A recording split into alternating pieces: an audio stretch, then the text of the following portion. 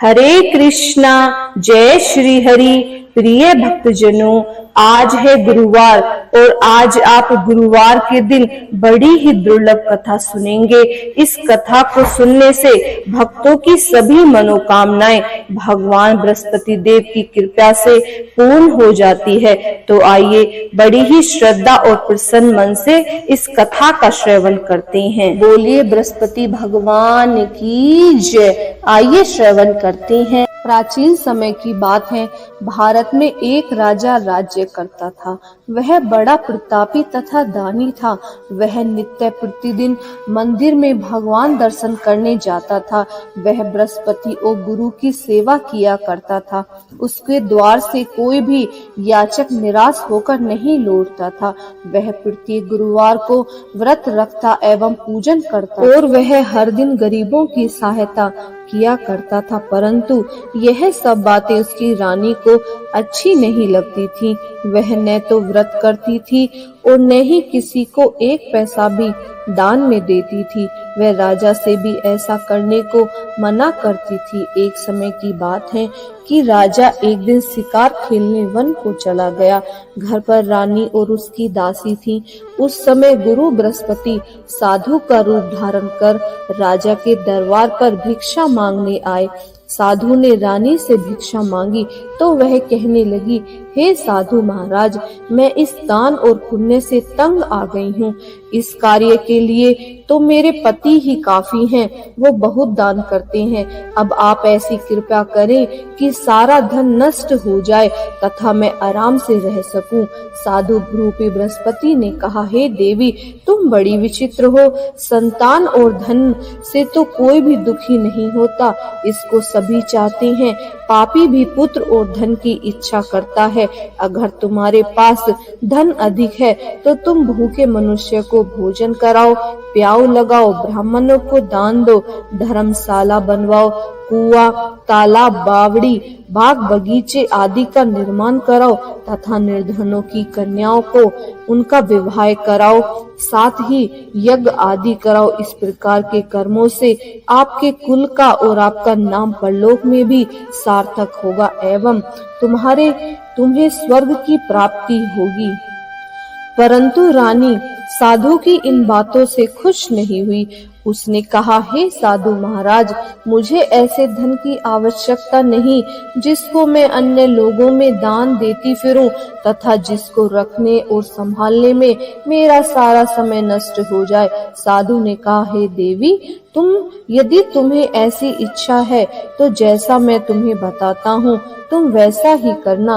बृहस्पतिवार के दिन आंगन को गोबर से लीपना, अपने केसों को पीली मिट्टी से धोना, केसों को धोते समय स्नान करना, राजा से कहना वह हजामत करवाए, भोजन में मांस मदिरा खाना, कपड़े धोबी के यहाँ धुलने देना। इस प्रकार 7 बृहस्पतिवार करने से तुम्हारा सारा धन नष्ट हो जाएगा। यह कहकर साधु महाराज रूपी बृहस्पति देव अंतर ध्यान हो गए। रानी ने साधु के कहने के अनुसार 7 बृहस्पतिवार तक वैसा ही करने का विचार किया। साधु ने बताए हुए अनुसार कार्य करते हुए केवल 3 बृहस्पतिवार ही बीते थे कि उसके समस्त धन नष्ट हो गया। भोजन के लिए दिनों दिन समय परिवार तरसने लगा तथा सांसारिक भोगों से दुखी रहने लगा। तब राजा रानी से कहने लगा कि हे रानी, तुम यहाँ पर रहो, मैं दूसरे देश को जाता हूँ, क्योंकि यहाँ पर मुझे सभी मनुष्य जानते हैं, इसीलिए मैं यहाँ पर कोई काम नहीं कर सकता। मैं अब परदेश जा रहा हूँ, वहाँ कोई काम धंधा करूँगा, शायद हमारे भाग्य बदल जाएं। ऐसा कहकर राजा परदेश चला गया। वहाँ जंगल में लकड़ी काटकर लाता और शहर में बेचता। इस तरह से वह अपना जीवन व्यतीत करने लगा। इधर राजा के बिना रानी और दासी दुखी रहने लगी। किसी दिन भोजन मिलता और किसी दिन जल पीकर ही रह जाती। एक समय रानी और दासियां 7 दिन तक भोजन के बिना ही उन्हें दिन बिताने पड़े। तो रानी ने अपनी दासी से कहा, हे दासी, यहाँ पास ही के नगर में मेरी बहन रहती है, वह बड़ी ही धनवान है, तू उसके पास जा और वहां से 5 सेर बेझर मांग कर ले आना, जिससे कुछ समय के लिए हमारा गुजर बसर हो जाएगा। दासी रानी की बहन के पास गई। रानी की बहन उस समय पूजा कर रही थी। बृहस्पतिवार का दिन था। दासी ने रानी की बहन से कहा, हे रानी, मुझे आपकी बहन ने भेजा है, मुझे 5 सेर बेझर दे दो। दासी ने यह बात अनेक बार कही, परंतु रानी की बहन ने कोई उत्तर नहीं दिया, क्योंकि वह उस समय बृहस्पतिवार की कथा सुन रही थी। जब दासी को रानी की बहन से कोई उत्तर नहीं मिला तो वह बहुत दुखी होकर, उसे क्रोध भी आया। वह लौटकर रानी से बोली, हे रानी, आपकी बहन बहुत ही घमंडी है, वह छोटे लोगों से बात भी नहीं करती। मैंने उससे कहा तो उसने तो कोई उत्तर ही नहीं दिया। मैं वापस आपके पास चली आई। रानी बोली, हे दासी, इसमें उसका कोई दोष नहीं है। जब बुरे दिन आते हैं तब कोई सहारा नहीं देता। अच्छे बुरे का पता विपत्ति में ही लगता है। जो ईश्वर की इच्छा होगी वही होगा। यह सब हमारे भाग्य का दोष है। उधर रानी की बहन ने सोचा कि मेरी बहन की दासी आई थी, परंतु मैं उसे बोली ही नहीं, इससे उससे बहुत दुख हुआ होगा। अतः कथा सुन और विष्णु भगवान का पूजन समाप्त कर वह अपनी बहन के घर आई और कहने लगी, हे बहन, मैं बृहस्पतिवार का व्रत कर रही थी, तुम्हारी दासी हमारे घर आई थी, परंतु जब तक कथा होती है तब तक हम लोग ना तो उठते हैं और ना ही बोलते हैं, इसीलिए मैं नहीं बोली। कहो दासी क्यों आई थी? रानी बोली, बहन, हमारे घर अनाज नहीं है, वैसे तुमसे कोई बात छिपी नहीं है, इस कारण मैंने दासी को तुम्हारे पास 5 सेर बेजर लेने के लिए भेजा था। रानी की बहन बोली, बहन देखो, बृहस्पतिवार भगवान सबकी मनोकामना पूर्ण करते हैं, देखो शायद तुम्हारे घर में ही अनाज रखा होगा। यह सुनकर दासी अंदर घर के अंदर गई तो वहां उसे एक घड़ा बेजर का भरा हुआ मिला। उसे बड़ी हैरानी हुई, क्योंकि उसने एक एक बर्तन देखा था, वह सब खाली थे। उसने बाहर आकर रानी को बताया। दासी अपनी रानी से कहने लगी, हे रानी, देखो, वैसे हमको जब अन्न नहीं मिलता तो हम हर रोज भोजन के बिना ही तो रहते हैं, वह व्रत के समान ही तो होता है। अगर इसमें इस व्रत की विधि और कथा पूछ ली जाए तो उससे हमारा भी क्या पता भला हो जाए। दासी कहने लगी, रानी ने अपनी बहन से बृहस्पतिवार व्रत के बारे में पूछा। उसकी बहन ने बताया, हे रानी, बहन, बृहस्पतिवार को सूर्योदय से पूर्ण उठकर स्नान करके बृहस्पतिवार का व्रत रखना चाहिए, लेकिन उस दिन सिर नहीं धोना चाहिए। बृहस्पतिवार के व्रत में चने की दाल और मुनक्के से भगवान विष्णु और केले के वृक्ष की जड़ से पूजन करें तथा दीपक जलावें। उस दिन एक ही समय भोजन करें, भोजन पीले खाक पदार्थ का करें तथा कथा सुने। इस प्रकार करने से गुरु भगवान प्रसन्न होते हैं, अन्न पुत्र धन देते हैं। इस तरह व्रत और पूजन की विधि बताकर रानी की बहन अपने घर लौट गई। रानी और दासी दोनों ने निश्चय किया कि वे बृहस्पतिवार भगवान का पूजन जरूर करेंगी। 7 दिन बाद जब बृहस्पतिवार आया तो उन्होंने व्रत रखा। गुड़शाला में जाकर चना और गुड़ बीन कर लाईं तथा उसी दाल से केले की जड़ में विष्णु भगवान का पूजन किया। अब भोजन कहाँ से आए? दोनों बड़ी दुखी हुई, परंतु उन्होंने व्रत किया था, इस कारण बृहस्पति देव भगवान प्रसन्न थे।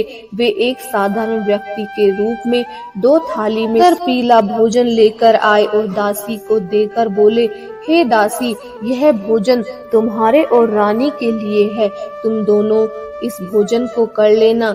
दासी भोजन पाकर बड़ी प्रसन्न हुई और रानी से बोली, रानी जी, भोजन कर लो।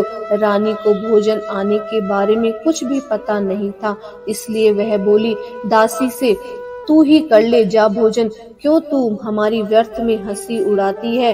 दासी बोली, एक व्यक्ति अभी भोजन दे गया है। रानी कहने लगी, वह भोजन तेरे लिए ही दे गया होगा, तू ही भोजन कर ले। दासी ने कहा, वह व्यक्ति हम दोनों के लिए 2 थालों में भोजन दे गया है, इसीलिए मैं और आप दोनों ही साथ साथ भोजन करेंगी। फिर दोनों ने गुरु भगवान को नमस्कार कर भोजन प्रारंभ किया। उसके बाद से वे प्रत्येक बृहस्पतिवार को गुरु भगवान का व्रत और पूजन करने लगी। बृहस्पतिवार भगवान की कृपा से उनके पास धन हो गया, परंतु रानी फिर पहले की तरह से आलस्य करने लगी।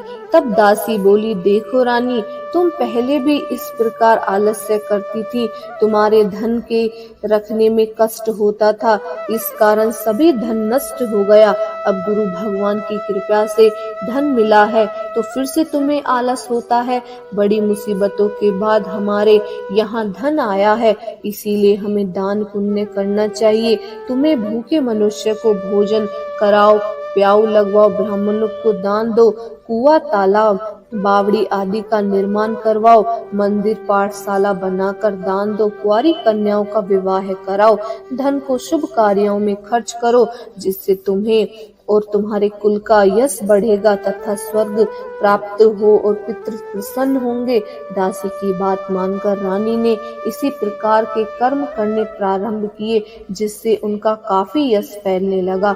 एक दिन रानी और दासी आपस में विचार करने लगी कि न जाने राजा किस दशा में होंगे, उनकी कोई खोज खबर भी नहीं है। गुरु भगवान से उन्होंने प्रार्थना की और भगवान ने रात्रि में राजा को स्वप्न में कहा, हे राजा, उठ, तेरी रानी तुझे याद करती है, अब अपने देश को लौट जा। राजा प्रातःकाल उठकर जंगल में लकड़ियां काटकर लाने के लिए जंगल की ओर चल पड़ा। जंगल से गुजरते हुए वह सोचने लगा कि रानी की गलती से हमारे कितने दुख हमें भोगने पड़े। राजपाट छोड़कर उसे जंगल में आकर रहना पड़ा। जंगल से लकड़ियां काटकर उन्हें बेचकर गुजारा करना पड़ा। उसी समय उस जंगल में बृहस्पति देव एक साधु का रूप धारण कर आए और राजा के पास आकर बोले, हे लकड़हारे, तुम इस सुनसान जंगल में किस चिंता में बैठे हो, मुझे बताओ। यह सुनकर राजा के नेत्रों में जल भर आया और साधु की वंदना कर बोला, हे प्रभु, आप सब कुछ जानने वाले हैं। इतना कहकर राजा ने साधु को अपनी संपूर्ण कहानी सुना दी। महात्मा तो स्वभाव के ही दयालु होते हैं। वे राजा से बोले, हे राजा, तुम्हारी पत्नी ने बृहस्पतिवार देव के प्रति अपराध किया था, जिसके कारण तुम्हारी यह दशा हुई। अब तुम किसी प्रकार की चिंता मत करो, भगवान तुम्हें पहले से अधिक धन देंगे। देखो, तुम्हारी पत्नी ने बृहस्पतिवार का व्रत करना आरंभ कर दिया है। अब तुम भी बृहस्पतिवार का व्रत करके चने की दाल व गुड़ और जल को लोटे में डालकर केले के पत्तों से भगवान विष्णु का पूजन करो, फिर कथा कहो या सुनो, भगवान तुम्हारी सब मनोकामनाओं को पूर्ण करेंगे। साधु को प्रसन्न देखकर राजा बोला, हे प्रभु, मुझे लकड़ी बेचकर इतना पैसा भी नहीं बचता जिससे भोजन करने के उपरांत कुछ बचा सकूं। मैंने रात्रि में अपनी रानी को व्याकुल देखा। हे, मेरे पास कोई धन नहीं, इससे समाचार जान सकूं, फिर मैं बृहस्पतिवार की कौन सी कहानी कहूँ या सुनूं, मुझे तो कुछ भी मालूम नहीं है। साधु ने कहा, हे राजा, तुम किसी बात की चिंता मत करो। बृहस्पतिवार के दिन तुम रोजाना की तरह लकड़ियां लेकर शहर में जाओ। तुम्हें दुगना, रोज के से ज्यादा दुगना धन प्राप्त होगा, जिससे तुम भली भांति भोजन कर लोगे तथा बृहस्पति देव की पूजा का सामान भी आ जाएगा। बृहस्पति देव की कथा इस प्रकार है, आइए सुनते हैं। प्राचीन काल में एक बहुत ही धनवान ब्राह्मण था। उसके कोई संतान नहीं थी। वह नित्य पूजा पाठ करता था, परंतु उसकी पत्नी बहुत मलिन के साथ रहती थी। वह न स्नान करती थी और न ही किसी देवता का पूजन करती थी। प्रातःकाल उठते ही सर्वप्रथम भोजन करती, बाद में कोई अन्य कार्य करती थी। ब्राह्मण देवता बहुत दुखी रहते थे, पत्नी को बहुत समझाते थे, किंतु उसका कोई परिणाम न निकलता। भगवान की अनुकंपा से एक समय उस ब्राह्मण की पत्नी गर्भवती हुई और 10वें महीने में एक सुंदर कन्या को उसने जन्म दिया। निर्धन ब्राह्मण कन्या के जन्म से बहुत दुखी हुआ। धीरे धीरे ब्राह्मण की कन्या बड़ी होने लगी। बचपन से ही उस कन्या की रुचि भगवान विष्णु की पूजा में थी। वह प्रातः उठते ही स्नान आदि करके भगवान विष्णु की पूजा करने मंदिर में जाती थी। बृहस्पतिवार को व्रत करके विधि विधान पूजा पाठ करती थी। पूजा पाठ के बाद वह पढ़ने के लिए पाठशाला में जाती थी। घर में चलते हुए वह मुट्ठी भर जौ साथ लेकर जाती और पाठशाला के रास्ते में थोड़े थोड़े जौ गिराती जाती थी। वह जब पाठशाला से घर लौटती तो जौ के वह दाने सोने में बदले हुए मिलते थे। लड़की सभी सोने के दाने बीन लाती थी। एक दिन जब वह सोने के दानों को साफ कर रही थी तो उसकी माँ ने कहा, बेटी, सोने के दाने साफ करने के लिए सोने का सूप भी तो होना चाहिए। अगले दिन बृहस्पतिवार था। उसने भगवान बृहस्पति देव की पूजा करते हुए प्रार्थना की, हे भगवान, यदि मैंने आपका व्रत विधि विधान से किया हो तो मुझे सोने का सूप दे दो। भगवान बृहस्पतिवार देव ने उसकी मनोकामना पूर्ण करने का वचन दिया। पाठशाला से लौटते समय उसे रास्ते में सोने का सूप पड़ा हुआ मिला। घर लौटकर सोने का सूप अपनी माँ को दिखाकर वह सोने के दाने साफ करने लगी। उसी समय नगर का राजकुमार उसके घर के पास से गुजर रहा था। उस सुंदर लड़की को सोने के सूप में जौ साफ करते देख राजकुमार का उस पर मन मोहित हो गया। महल में लौटकर राजकुमार ने राजा से उस लड़की के विवाह करने की इच्छा प्रकट की तो राजा ने ब्राह्मण को महल में बुलाकर राजकुमार से उसकी लड़की के विवाह की बात कही। ब्राह्मण तैयार हो गया। धूमधाम से उस लड़की का विवाह राजकुमार से हो गया। दुल्हन बनकर ब्राह्मण की लड़की महल में चली गई। लड़की के चले जाने से ब्राह्मण फिर निर्धन हो गया। उसे कई कई दिनों तक भोजन नहीं मिलता था। वह बहुत दुखी होकर ब्राह्मण एक दिन अपनी लड़की के पास गया। उस अपने पिता से निर्धनता का समाचार सुनकर उसे बहुत सा धन देकर पिता को उसने विदा किया। उस धन से ब्राह्मण के कुछ दिन तो आराम से गुजर गए, लेकिन जल्दी ही फिर भूखे मरने की हालत हो गई। ब्राह्मण अपनी लड़की से धन लेने के लिए फिर महल में पहुंचा। लड़की ने पिता की बुरी हालत देखकर कहा, पिताजी, आखिर आप कब तक मुझसे धन लेकर अपना जीवन व्यतीत करेंगे? आप कोई ऐसा उपाय क्यों नहीं करते जिससे आपका घर धन धान्य से भर जाए? ब्राह्मण ने कहा, मैंने तेरी माँ को बहुत समझाया पर उसकी समझ में कुछ नहीं आता। उसका फूहड़पना नष्ट हो तो घर की निर्धनता भी दूर हो जाएगी। तब कुछ सोचकर लड़की ने पिता से कहा, पिताजी, आप कुछ दिनों के लिए माँ को मेरे पास छोड़ जाओ। तब कुछ सोचकर ब्राह्मण पत्नी को लड़की के पास महल में छोड़ आया। लड़की ने अपनी माँ से कहा, माँ, तुम प्रातः काल उठकर स्नान आदि करके भगवान बृहस्पति देव की पूजा अवश्य करना। पूजा करने से तुम्हारी निर्धनता अवश्य दूर हो जाएगी। लेकिन उसकी माँ ने उसकी कोई बात नहीं मानी। तब क्रोधित होकर लड़की ने अपनी माँ को एक कक्ष में बंद कर दिया। सूर्योदय के समय माँ को उठाकर जबरदस्ती उसे स्नान कराया और फिर मंदिर में ले जाकर भगवान बृहस्पति देव की पूजा कराई। कुछ दिनों तक ऐसा करने से माँ की बुद्धि में परिवर्तन हुआ और वह स्वयं बृहस्पतिवार का व्रत रखने लगी। उसके व्रत रखने से ब्राह्मण के घर में भगवान विष्णु की अनुकंपा से धन की वर्षा होने लगी।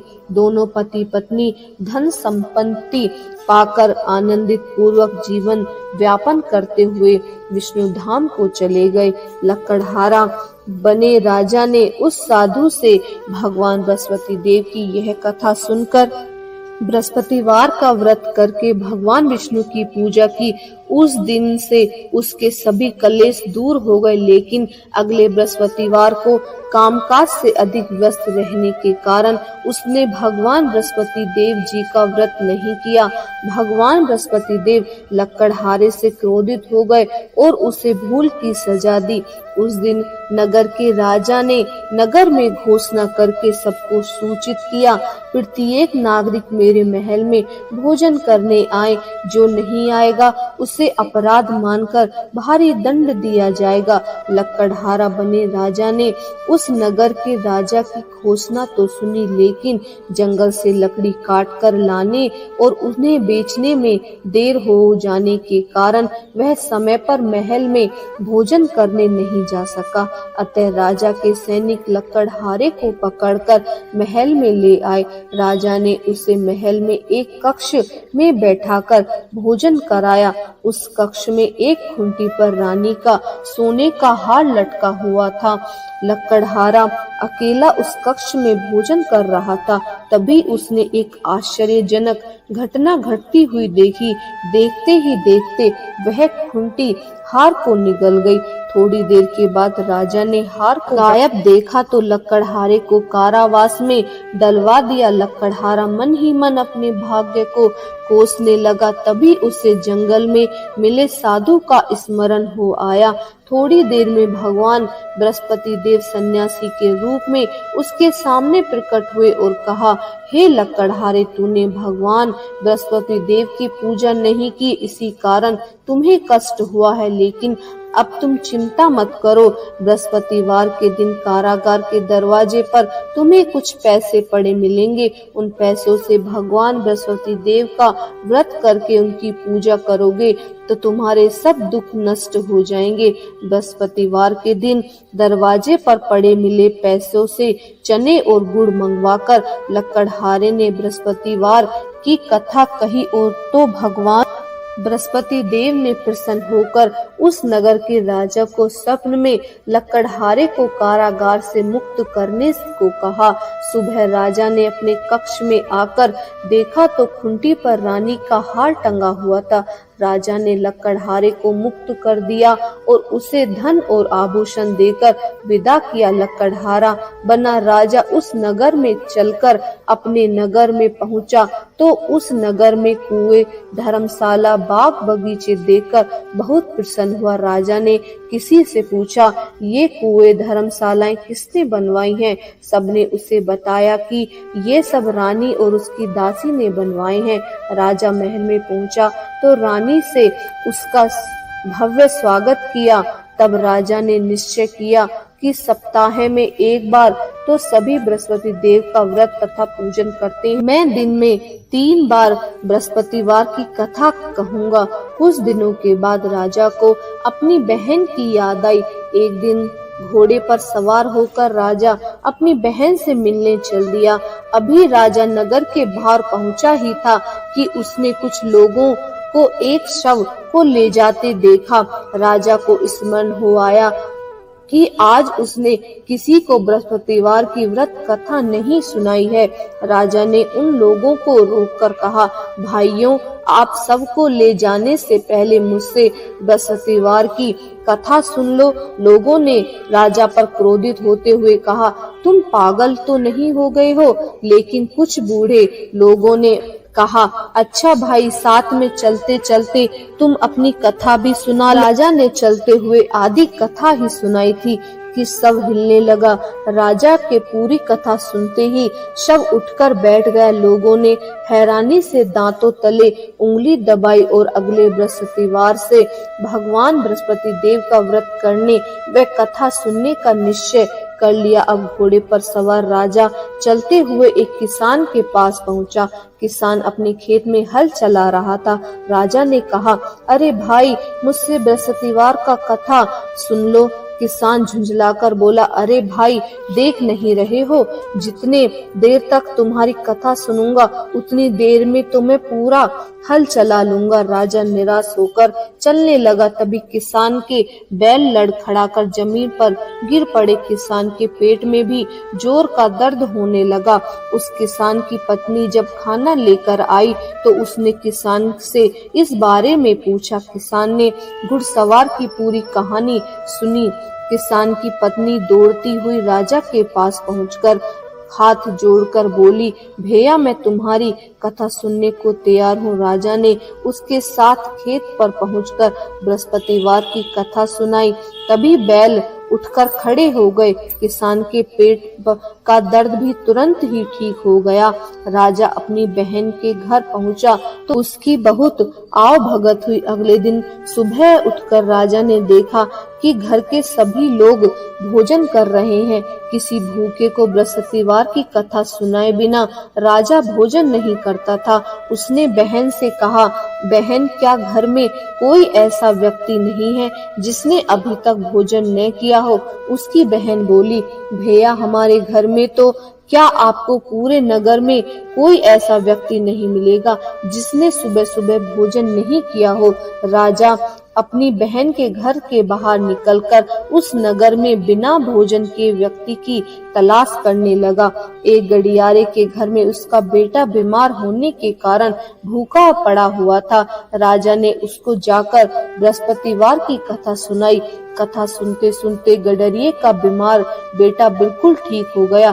सबने राजा को बहुत प्रशंसा की। एक दिन राजा ने अपनी बहन से कहा, बहन, अब हम अपने घर जाना चाहते हैं, तुम भी हमारे साथ चलो, कुछ दिन वहाँ रहकर लौट आना। राजा की बहन ने अपनी सास से पूछा तो सास ने ताने देते हुए कहा, बहू, मैके जाना हो तो तू अकेली ही जाना, मेरे पोते को नहीं लेकर जाना, तुम्हारे भाई को कोई संतान नहीं है।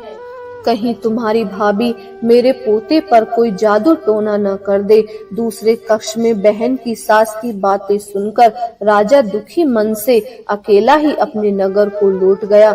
रानी ने राजा से कहा, आप तो अपनी बहन को साथ लेने की बात कहकर गए थे, फिर बहन को क्यों नहीं लाए? तब राजा ने दुखी होते हुए कहा, रानी, हम निसंतान हैं, इसीलिए कोई हमारे घर आना पसंद नहीं करता। रानी ने राजा को समझाया, हे प्राणनाथ, हमें बृहस्पति देव ने सब कुछ दिया है, अब भगवान बृहस्पति देव हमें संतान भी अवश्य देंगे। बृहस्पतिवार को विधिवत व्रत करते हुए राजा रानी ने भगवान बृहस्पति देव से संतान के लिए प्रार्थना की। कुछ दिनों के बाद उन्हें स्वप्न में दर्शन देते हुए कहा, हे राजन, तेरी मनोकामना अवश्य पूरी होगी। एक सप्ताह बाद रानी गर्भवती हो गई। 10वें महीने में रानी के एक सुंदर पुत्र को जन्म दिया। राजा रानी जीवन पर्याप्त बृहस्पतिवार का व्रत करते रहे। उसके घर में धन की वर्षा होती रही। इस तरह आनंद पूर्वक जीवन यापन करते हुए राजा रानी भगवान बृहस्पति देव की अनुकंपा से मोक्ष को प्राप्त करके सीधे वैकुंठ धाम पहुँच गए। बृहस्पतिवार का व्रत जो भी विधि विधान से करता है, जो स्त्री पुरुष भगवान विष्णु की पूजा करते हैं, भगवान उनकी समस्त मनोकामनाएं पूर्ण करते हैं। बोलिए विष्णु भगवान की जय। आइए अब सुनते हैं भगवान विष्णु की आरती।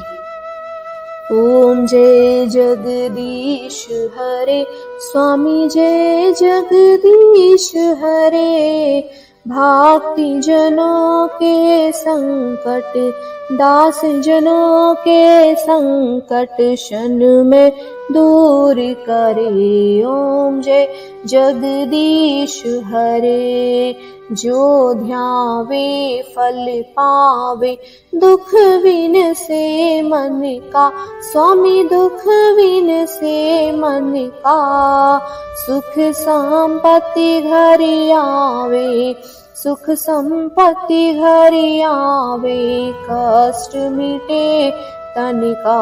ओम जय जगदीश हरे, मात पिता तुम मेरे, शरण गहूँ मैं किसकी, स्वामी शरण गहूँ मैं किसकी, तुम बिनि और न दूजा, प्रभु बिनि और न दूजा। आस करूं मैं जिसकी, ओम जय जगदीश हरे। तुम पूरन परमात्मा, तुम्हें अंतर्यामी, स्वामी तुम्हें अंतर्यामी। पार ब्रह्म परमेश्वरी, पार ब्रह्म परमेश्वरी, तुम सबके स्वामी। ओम जय जगदीश हरे।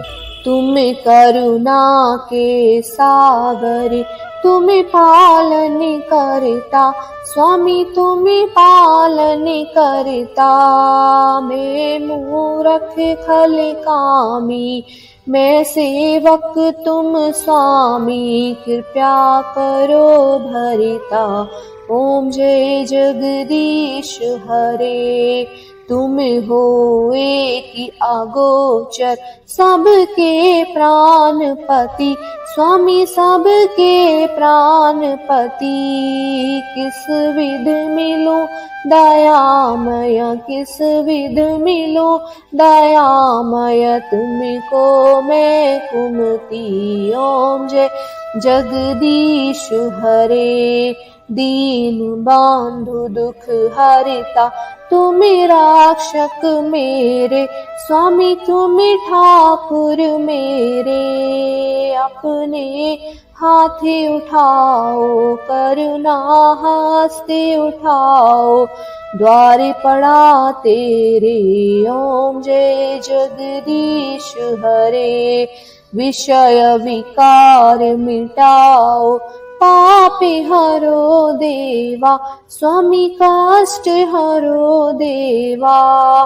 श्रद्धा भक्ति बढ़ाओ, श्रद्धा भक्ति बढ़ाओ, संतन की सेवा। ओम जय जगदीश हरे। श्री जगदीश जी की आरती जो कोई नरि गावे, स्वामी जो कोई नरि गावे। कहत शिवानंद स्वामी, कहत शिवानंद स्वामी, सुख संपत्ति घर आवे। ओम जय जगदीश हरे। बोलिए बृहस्पति भगवान की जय, विष्णु भगवान की जय, लक्ष्मी माता की जय।